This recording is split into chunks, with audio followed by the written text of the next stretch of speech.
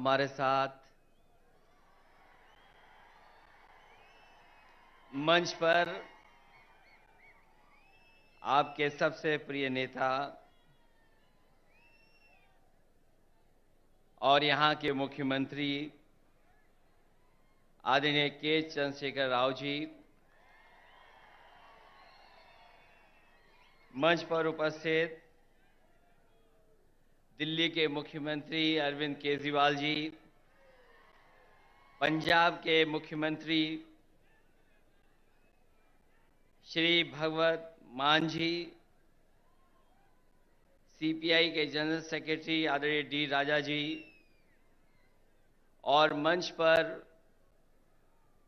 उपस्थित सभी BRS party के सभी वरिष्ठ नेता, यहां पर इस सभा में उपस्थित बीआरएस पार्टी के संगठन के सभी पदाधिकारी, मिनिस्टर्स, सांसद, विधायक, सभी नेता और बड़ी संख्या में, जहां तक मैं देख सकता हूं मुझे लोग ही लोग दिखाई दे रहे हैं, सर दिखाई दे रहे हैं। मैं अगर बाईं तरफ देखता हूं मुझे लोग ही लोग दिखाई दे रहे हैं, सर दिख रहे हैं। दाईं तरफ देखता हूं तो सर दिखाई दे रहे हैं। और मैं जब सामने देखता हूं, जहां तक देख सकता हूं वहां तक मुझे लोग दिखाई दे रहे हैं। मैं इस ऐतिहासिक धरती पर, खम्मम की ऐतिहासिक धरती पर, मैं आदरणीय केसीआर साहब का बहुत बहुत धन्यवाद और आभार प्रकट करता हूं कि यहां पर इतनी बड़ी संख्या में आपने बुला करके पूरे देश को एक संदेश देने का काम किया है। आज सुबह से लगातार हम लोग काम देख रहे हैं। मैं सामने जहां पर बिल्डिंग में हम लोग बैठे थे, ये इंटीग्रेटेड जो ऑफिस बनी है, कॉम्प्लेक्स बना है, एक ये उदाहरण है सरकारों के लिए कि एक जगह कैसे अधिकारी बैठ सकते हैं और जनता को तकलीफ और परेशानी नहीं होगी, एक ही जगह पर समस्या का समाधान हो जाएगा। ये खम्मम वो धरती है जिसने हमेशा इतिहास बनाने का काम किया है। यहां के लोगों ने बड़ी से बड़ी हुकूमत रही होंगी, ताकतें रही होंगी, उनके खिलाफ अपनी आवाज उठाने का काम किया है। यहां के किसान, यहां के नौजवान, अगर किसान कभी इकट्ठे हुए हैं और अपनी आवाज को बुलंद करना पड़ा होगा तो यहां के किसान इकट्ठे होकर के अपनी आवाज बुलंद कर करके उस समय की हुकूमत को हिला के रख दिया। मुझे उम्मीद है कि आने वाले समय में जो हालात हैं देश के, जिन परिस्थितियों से हम लोग गुजर रहे हैं, जहां भारत सरकार और खासकर भारतीय जनता पार्टी, जिसकी सरकार दिल्ली में है, एक एक सरकारें जो चुनी हुई उनको परेशान कर रही है। चाहे वो आपकी सरकार हो और चाहे आपके बीआरएस की पार्टी की सरकार हो, जो सहयोग और जो मदद और जो लोकतंत्र में सम्मान मिलना चाहिए वो सरकार सम्मान नहीं दे पा रही है।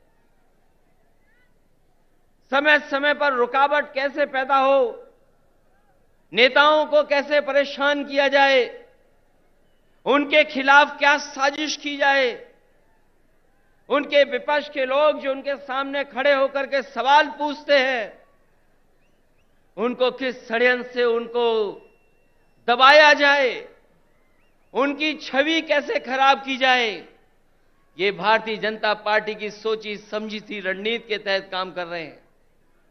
जो संस्थाएं हमें न्याय देना चाहती हैं, जहां से हम न्याय के लिए पुकार सकते हैं, उन संस्थाओं को भी दबाव बनाने का काम अगर कोई कर रहा है तो भारतीय जनता पार्टी कर रही है।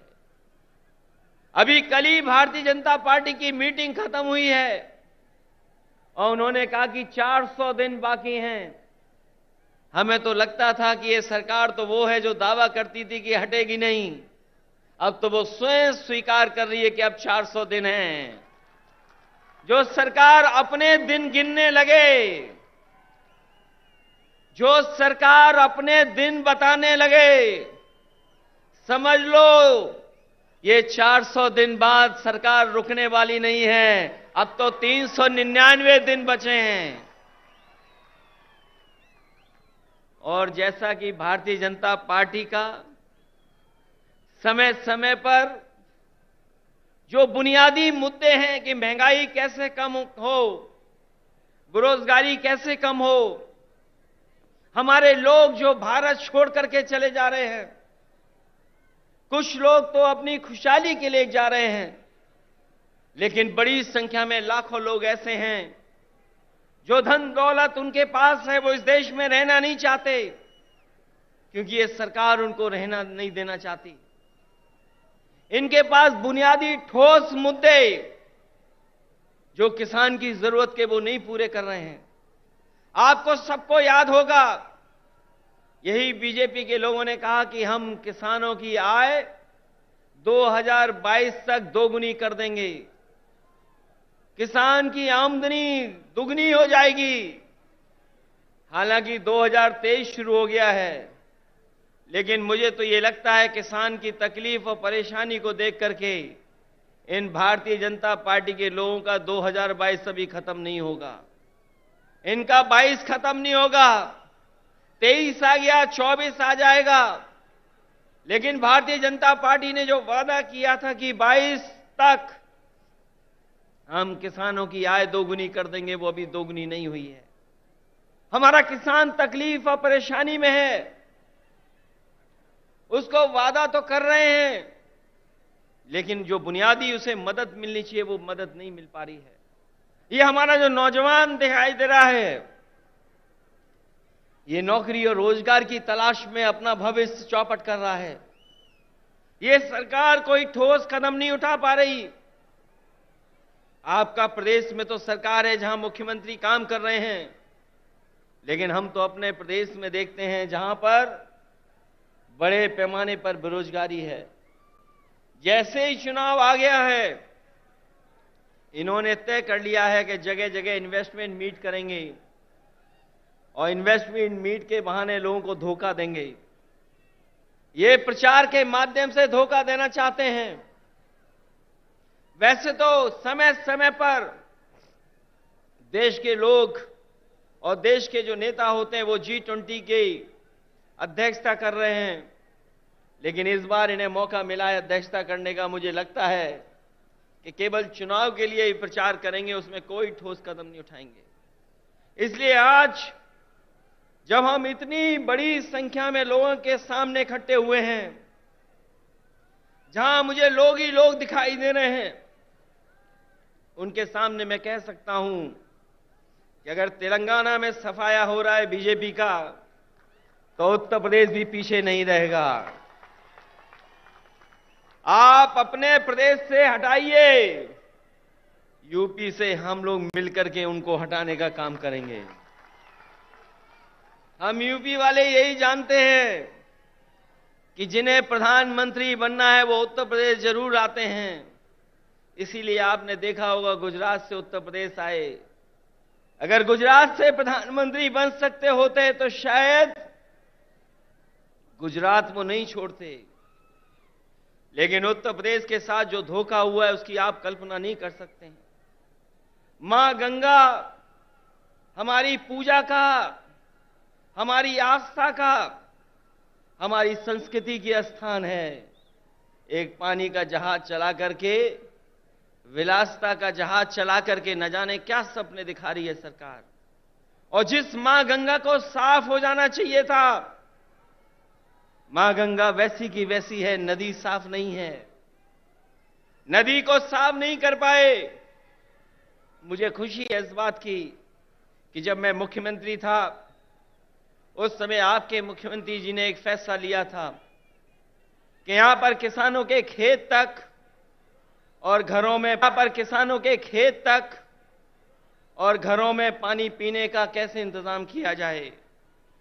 वो जो इंटीग्रेटेड इरिगेशन सिस्टम का आपने शुरुआत की, मैं आपको बधाई देता हूं और जनता को भी बधाई देता हूं, उनका धन्यवाद देता हूं कि आपके प्रदेश से शुरू हुई योजना, जहां पर खेत को पानी, घर में पानी का इंतजाम किया, वही तो भारत सरकार नकल कर रही है।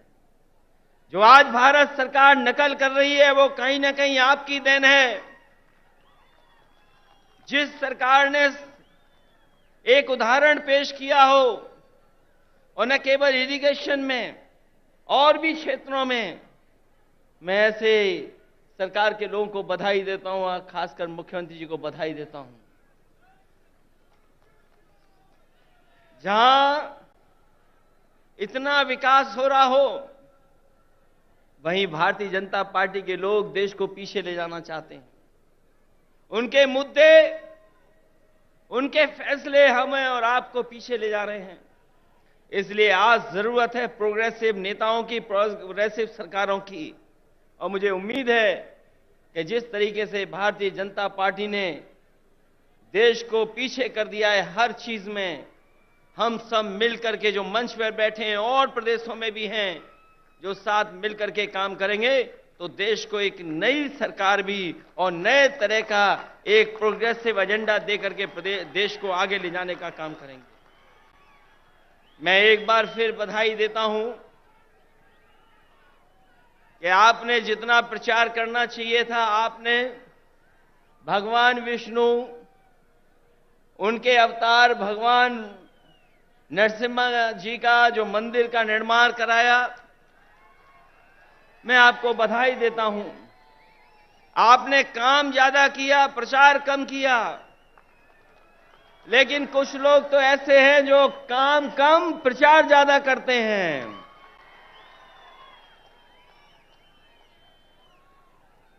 इसलिए जब अभी हम लोगों ने त्योहार भी मनाया है, हमारे यहां मकर संक्रांति का त्योहार तब मनाया जाता है जब सूर्य उत्तरायण हो जाता है। अगर हम मकर संक्रांति मनाते हैं तो देश में अलग अलग जगह अलग अलग त्योहार मनाते हैं। अगर सूर्य उत्तरायण हुआ है तो राजनीति दक्षिणायन चली गई है, और उत्तरायण से अगर कोई चीज शुरू हुई है और अगर दक्षिणायन राजनीति शुरू कर रहा है तो मुझे उम्मीद है कि आने वाले समय में बदलाव देश में आएगा और देश में एक नई सरकार होगी। ये भारतीय जनता पार्टी के लोग नहीं रहेंगे, क्योंकि इनके पास भ्रम और जाल फैलाने के अलावा कोई रास्ता नहीं है। ये समय समय पर भ्रम फैलाते हैं, समय समय पर जाल फेंकते हैं। ये भारतीय जनता पार्टी भ्रम जाल पार्टी है, इससे सावधान रहना। हम लोग तो सावधान कर ही रहे हैं, लेकिन आप लोग भी सावधान करना, जिससे देश में एक नया परिवर्तन आए। मैं इन्हीं शब्दों के साथ आप सबका बहुत बहुत स्वागत करता हूं, बधाई देता हूं। इस ऐतिहासिक धरती पर जो ऐतिहासिक जनसभा हुई है उसके लिए बहुत बहुत बधाई। और यहां पर जितने भी दूसरे दलों के नेता हैं, मैं उन सब का स्वागत करता हूं। और एक बार फिर आपके मुख्यमंत्री केसीआर राव साहब का बहुत बहुत स्वागत और बहुत बहुत धन्यवाद और बहुत बहुत बधाई हम सबको यहां पर इकट्ठा करने के लिए और लाने के लिए बहुत बहुत धन्यवाद आपका। సోదరులారా, మనకు కొద్దిగా ఓపిక అవసరము. అతిథులను పిలుచుకున్నాం కాబట్టి కొద్దిసేపట్లోనే నేను మాట్లాడతా. ఇప్పుడు గౌరవనీయులు కమ్యూనిస్ట్ పార్టీ